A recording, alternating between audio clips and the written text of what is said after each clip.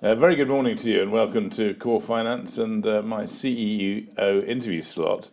And today it's great to introduce and indeed welcome back Paul Welch, who's the CEO of SDX Energy. Morning, Thanks for having me back. Appreciate it. Good stuff.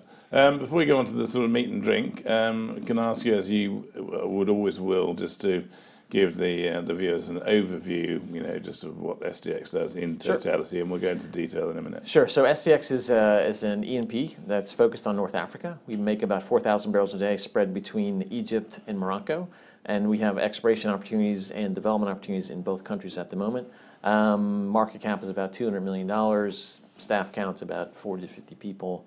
Generally had a good ride through a really tough period, so so happy to be where we are today. Top of the bucket list, I may say so. Fantastic. Last week, you very kindly took a group of analysts, of which I was privileged to be on, to Morocco. Maybe you could explain, what made you do that and why now? Well, I think we did it now because we picked up those assets almost a year ago to the day, and so people had heard the story from a predecessor that owned it, and so we wanted to get everyone down there to show people what we'd done in the interim. So as you've seen, it's a very simple business. We produce gas from really shallow reservoirs. It's biogenic gas, so it's 99.6% methane, which is probably not interesting to everybody, but what that means is that we can produce it straight from the wellhead and put it into the sales point. So we own it from the wellhead. We have a 55-kilometer pipeline to the city of Kenitra, and then we sell our gas directly to customers, primarily ceramics manufacturers. And the reason we wanted to have everybody out when we did is that, one, we have an active drilling program. We've drilled 5 wells so far, which 4 have been successful.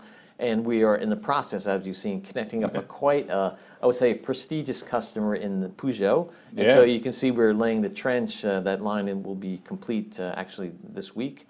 And so it was just a good time to get everybody out there and kind of refresh the story. Good idea. We'll come back to 1 or 2 of those things a little later on, if I may. So talk us through the drilling program. You have 4 out of 5, with out of 9, and so on. Talk us through it. Yeah, so we've got 9 wells in this program. It's the first program that they've had down there in 3 years, so there's a kind of a backlog and a need to drill these. We've drilled 5 wells, 4 of which have been successful. So nicely, we're right on the statistical success rate that they've had in the past. The one well that was successful was drilled on some old legacy data, and so what we found is that on our 3D data that we've acquired and processed ourselves, we've been 100% successful. We've got 4 wells to go. 2 are very similar development type locations that we're drilling, and then we have 2 exploration wells up in a permit called Lala Mamuna. That will open up an area to the northern part of our block. So we're pretty excited about those. Those are the last 2 wells in the program because they're about 20 kilometers north of the main area that we produce from. So it's a good program, and we have a lot to play for ahead of us. We're looking to kind of prove up about 15 BCF of gas from this program, and I think we're on a good track to do that. So the 2 wells up north, the genuine out-and-out sort of exploration wells, and we'll sort of open that up. If that doesn't work, will you just sort of concentrate back in the centre area, or? Yeah, so what we've done is that we have Lala Mamuna north and south. So the northern portion of the block is where we're drilling these 2 wells. If they don't work out, then potentially we'll just retreat to the southern portion of the block. But as you know, we've once we acquired the Circle assets, they had Cebu and Lala Mamuna, and then there's a big portion in the center that was missing, and what we call it the jigsaw puzzle there, and Rarb Center, and so we added that. So now we own the entire basin. So if the 2 wells in the north don't work for whatever reason, we'll probably just say relinquish a portion of that to the south, but we'll keep the main portion of the basin that we own. So we'll come back to the Rarb Center in a minute. They're just wondering what the priorities for Morocco are right now. You've got obviously exploration wells and so on, but. So I think that the priority for Morocco is it's simple. For us, it's just filling up that pipeline. We've, as we discussed with you when you were down there last week, we initiated this thing called Project 24, Project 24. And the reason that's important is that the pipeline that we have at the moment can handle 24 million cubic feet of gas, and we're only selling 6. So as you've seen, there is a lot of demand in Kenitra. And so our objective in this program is essentially find the reserves that will allow us to sell that 24 million cubic feet of gas into the line in the next 2 years, I would say. Right. We've identified 50 BCF of potential. We need 45 to sign these 5-year fixed price contracts, and so we think in the next 2 years we'll be able to fill up that line. So that's really the objective for well, 2018-19. Right. Specifically for 2019, we're looking to increase our gas production from current 6 to about 10 million cubic feet a day in sales by the end of 2018. Right, so this is where we come into the RAB Centre bit, because part of this year's activity is going to be getting the seismic done on that area, isn't it? Right, so we have seismic over most of it, but as we discussed, we have a low-res 3D seismic program over a portion of that RAB Center block, and we're coming in with our high-res program and essentially reshooting it. We're shooting 240 kilometers of 3D, and that's going to get kicked off in May. So we think that will prove up and add some additional volume potential to the 50 we already have. But 50, or really 45, is the tipping point for us to fill up that line, and that's what we're focused on. Excellent. Now let's have a look at these targets. You say you're doing 6 now, but I got the impression that might be a little more than 6, or there and thereabouts, because you've got the ceramics and you've got the adjacent side to the ceramics, and you've got the paper packaging business. GBC, yeah. So the target for the short term is 8 to 10. Yes. During this year. 2018. 2018. Yeah. And then as you get further on, how's it plan out? We'll come back to Project Van Catra in a minute, but okay. How's it plan out with the free zone and right, so on? there's a couple of industrial zones in Kenitra. One's the main Kenitra industrial zone where we have Super Ceram and GPC that we're selling, CMCP, where we're selling most of our gas. And then as you see, our 8-inch line runs right along the Atlantic Free Zone. So we're signing up customers in both zones. Initially, we're focused on the existing customers in the central part of Kenitra, where we have 4 customers identified there, and then we're headed out into the free zone this year in 2018 to add new customers. So where the Peugeot plant is located, where we're laying the existing line, we're taking that gas into the free zone. We're putting in a header there that has 7 spurs off it, so we can connect up a lot of other customers in that zone. With the plant coming on board, there's a lot of service businesses that are going to support that plant, like, you know, things aren't exciting, but they're windshield manufacturers, the windshield, seats, all sorts of other different industries that require gas. So we're going to go in there in a big way. That's more 2019. 2018 are 5 customers that we've identified, 1 in the free zone and then 3 in the city of Kenitra proper. And the idea of a hub, as I call it, with the, say, 7-man hub, is that apart from Peugeot, when you get other customers, potential customers coming in, it's easy and reasonably inexpensive for them too. Right. At the moment, the metering skids cost about $250K, and so, you know, once we set that, then we can connect up customers relatively cheaply. I mean, it's not an expensive business, but when we talk about time to deliver customers, from the time we TD a well to the time we turn on the well, is a couple of weeks. To the time we connect up a new customer is about a quarter, because we have to connect them to the main 8-inch line, put that metering skid in place, and then start the process. The metering skid has been the limiting factor. That takes about 2 months to order and then deliver. And so we've pre-ordered those. So as we move through the program, our connection times will decrease. And so that's where we're headed. Yeah. Good stuff. Now, margins here are remarkably high. Yes. You've got very low costs. You've got no taxes or royalties for the time being. I don't know how long that can last for. And a very high selling price. Right. So we'll do the selling price in a minute, but talk us through the cost base. So the cost base at the moment, it costs us it costs us less than $1. It costs us about 37 cents to sell gas. And again, it's because it has very little treating, as we discussed up front. All we need to do is dry it out a little bit, knock out some water that's associated with it, and then we sell it straight in. There's no pulling any nasties out. It's 99.6% methane, and that's what our customers want, because it burns at a constant temperature, and that's what they need. So our operating costs are incredibly low as a result of that, right? Yeah. Which is a nice thing. Our selling price. Okay, I'll do that in a minute. Taxes and royalties and things. Okay, so taxes and royalty. Taxes and royalty are essentially, we don't pay any taxes or royalty at the moment. There's a 10-year tax holiday, and so we started selling gas in 2012, so we've got another minimum of 5 years to go on that. However, the way in which the Ministry has been applying that has been on a discovery by discovery basis. So for the moment, none of these fields are going to last more than 10 years, so it looks like we have a free run for almost the entire length of the concession. So I would say, you know, we have no royalty and tax. We have very low operating costs of 37 cents. And now can I tell them the price? No, I've got one more question, if I may. One of the great bits about going on a site visit is that you see things and they go and they don't always go out the other side. I noticed that you're using much smaller rigs than Circle would have used. And something I've never really seen before is that you don't need big concrete pads anymore. You use much smaller pads and with areas next to it for bio waste and so on. So I wanted to get that in. So no, we changed up the drilling program. Before they used very large triple rigs. Now we're using a double. It's much easier to move, and as you said, instead of using a large concrete pad, we just use mats, and so we have a very small footprint when we look at the wellhead itself. So before we had quite a large area that we had to continue to keep under lease after the rig is gone. Now we shrunk that right down, so it's a minimally invasive to the people around. And you give it back to the farmers afterwards. Give it back so they can use it, because again, they make money off harvesting the crops there. So as little land as necessary as we can hold on to, we do, and so we're a much better, I would say, neighbor than we used to be. Great stuff. Talk to me about the price you get. So finally, the price. So the original price was $810. We have now raised our average selling price to $990.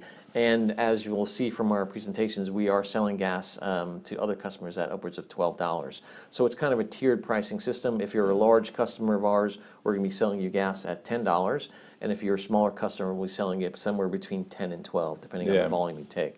So the price is increasing, and the reason for that is a push by the government to kind of balance the distance between what's bottled gas that sells at $18 an MCF and our sales gas that we sell at essentially now at 12. So the government has forced this price up to kind of achieve some sort of a balance there, and we're happy to do that, but I think that's where we're going to sit, between 10 and 12 for the foreseeable future. Now, the great thing about it is that when we sign a contract, if you had a business in Kenitra and I want to sell you gas, we sign a 5-year fixed price deal. So that makes it very predictable for us and also very predictable for the customer, because a lot of customers that we're selling to have been using fuel oil, and so that price is up and down. This allows them to plan much better and make a much more, I would say, robust business plan moving forward, so they can forecast profits and expenses and that sort of thing.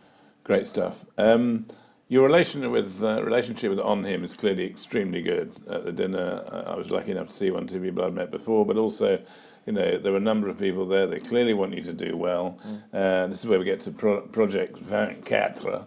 And I think for viewers, the reason they say that is that, as we mentioned earlier on, there are 6 million scuffs going through the line at the moment. The target is 8 to 10 for this year, but in 2 years, 24 million scuffs. So talk us through how that works. Well, the reason for that is that the line is an 8-inch line, so the capacity in that line is 24 without compression. If we added compression, we could probably take it up to 40. So what we're targeting with the government and working hand in hand with them, because they're our 25% partner, is that we want to fill up the line, all the ullage that's in that line at the moment, which is 18 million cubic feet, and we get to Project 24. So 24 in French means Project 24, and that's where it comes from. And they are very much supportive of that target. I think they've been wanting to do that for quite some time. The area has been starved for gas, and so as you'll see with that Atlantic Free Zone, people are moving factories from Casablanca into that area. One is because it's tax-free, and two, because of the availability of gas at a relatively cheap price. And so that is attracting business, and that is what Onham and the state wanted to encourage. And you don't get many businesses who are on 6 million and they hope in 2 or 3 years to do 24 million scuffs with low margins and high prices, which are being sort of enforced by the government. So that's pretty good. How does that put in the longer-term plans for Morocco? Well, I think longer term, we picked it up and we thought it was a nice, interesting business, quite profitable. But we can see the growth potential here, which we didn't see in the past. Now, we're producing from a relatively shallow horizon, but as we discussed when you were down on the analyst visit, there are deeper potential. So there are a number of wells offshore that are targeting in the offshore what we're going to be targeting in the onshore. So in the offshore, those wells are going to cost upwards of $20 million. Our wells currently are about $1.5 million dry hole, and if we go deeper, they'll be 2 to 2.5. So there's a lot of potential beneath our existing horizons where we can expand above that Project 24. We think we can get up to 40 million cubic feet a day of gas through the pipeline with a little bit of compression. Now, to put it in kind of numbers that people can understand, at 6 million cubic feet a day, we have a free cash flow of $13 million.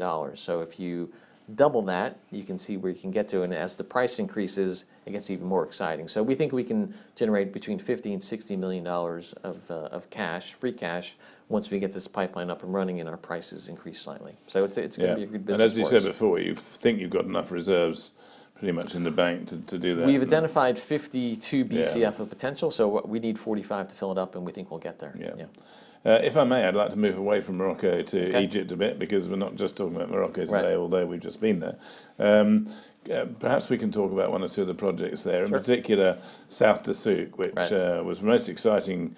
We talked a lot about it last year, but it's gone a little bit on the quiet side there. Maybe you could give us an idea of how that... Okay, well, it has gone a little quiet because Morocco's been, I think, so loud and squeaky. But with South Dussouk, we made a discovery last year in our block up there with the well, the SD1X. We are now moving a rig in to drill 4 wells, 2 wells to delineate the existing structure, to develop it essentially, and then we'll put that on production, and then 2 exploration wells in areas that are just adjacent to it to allow us to optimize the development program. The rig will be moving into the area in the next week, and so we anticipate spudding the well mid-February, right around the 15th, and from that we'll have a 4-well back-to-back program. We're looking at adding an additional 150 and 180 BCF of gas. It's all gas? It's all gas. All gas with a little bit of condensate would make 5 barrels a million, but it's predominantly gas. And so the idea being here to get this up and running and on production by mid-year. If the exploration wells don't work, then we're talking about 50 million cubic feet a day from the existing structure. If they work, then we'll upscale that processing facility to handle 100. And so we'll be selling 100 million by the end of 2018, given success. So a lot of potential there. It's been quiet because we've been busy getting permits and getting the rig in place and getting all that ready to go, and now we're ready to go. So from mid-Feb on, we've got 4 wells. We're about 3.5 to 4 months of drilling, so it's going to be exciting. So there's a lot of news flow in 2018. And I hope we'll have news flow. What's going on at Masada and Northwest Gemsa and South Ramadan? Perhaps you could fill me in. Yes. So again, as I said, right at the end of 2017, we had 100% success last year. So last year for us was the year of exploration. This is the year of development. So all those exploration discoveries we made last year, we're going to turn them into cash flowing assets this year. So in the case of Masada, we have 2 things going on. One, we made the Rabble discovery last year, and that's now making about 1,000 barrels a day. We're just about to change the pump in one of those wells, which will take it up to 1,500, and we're adding 2 development locations adjacent to that, so that'll add another 1,000 barrels a day to that. We are changing the pumps, 5 pumps this year in the Masada field. That will add another 2,000 barrels a day, and then we're drilling 2 infill locations, which will add another 500 barrels a day each. So a lot of potential there. In Northwest Gemsa, we're just maintaining our production flat at about 4,500 barrels a day for the year. So again, that's just the big cash generator for us.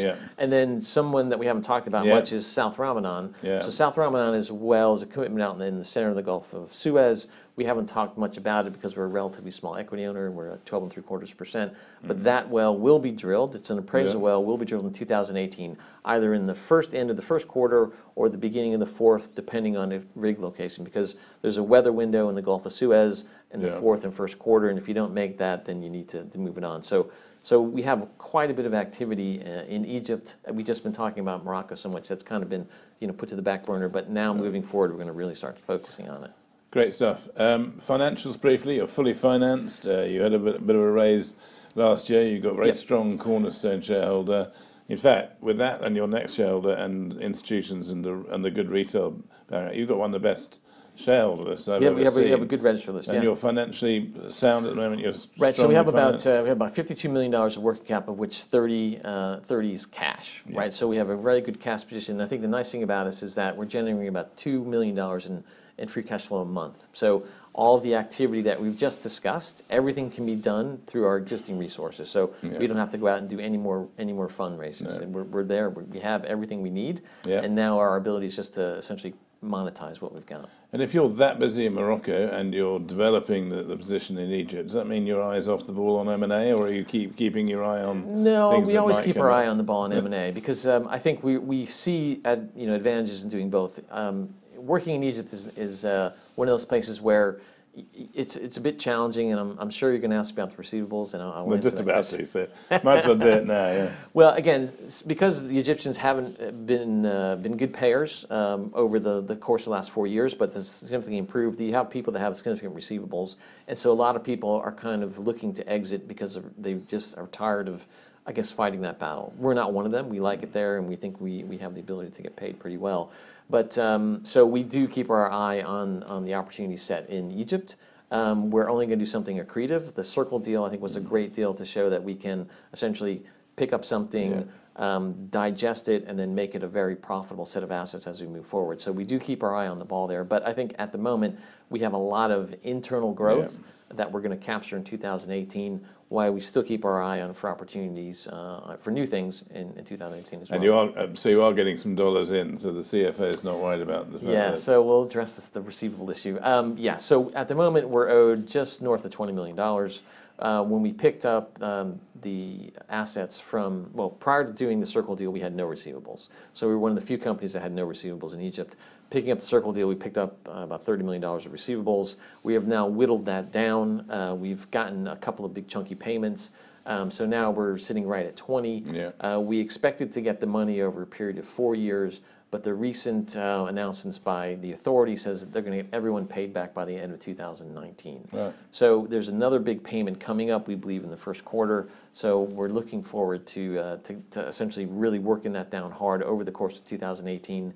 If I had to guess, I'd say that we would probably be fully paid off by the end of 2018, the way it's going, because the Egyptians seem to be ahead of the game. Well, that's great news. Our 20 minutes is almost up. It goes so quickly, but maybe you could do what I always ask to do. You've got some exciting news coming up over the next few months. Perhaps you could give us your vision of what SDX might look like in 6 to 12 months' time. In 6 to 12 months' time. So I think in 6 months' time we'll be producing a lot more gas in Egypt. So we think we'll have the South Suit development kind of up and running by then. The development plans have been approved. Everything's been tendered. We're just waiting for these couple wells to be spud before we really hit the accelerator on that.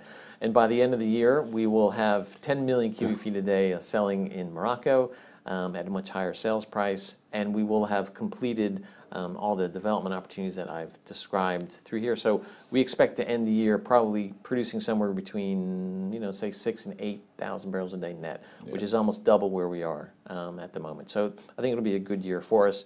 That doesn't include any M&A activity, and we'd like to do at least one transaction before the end of the year.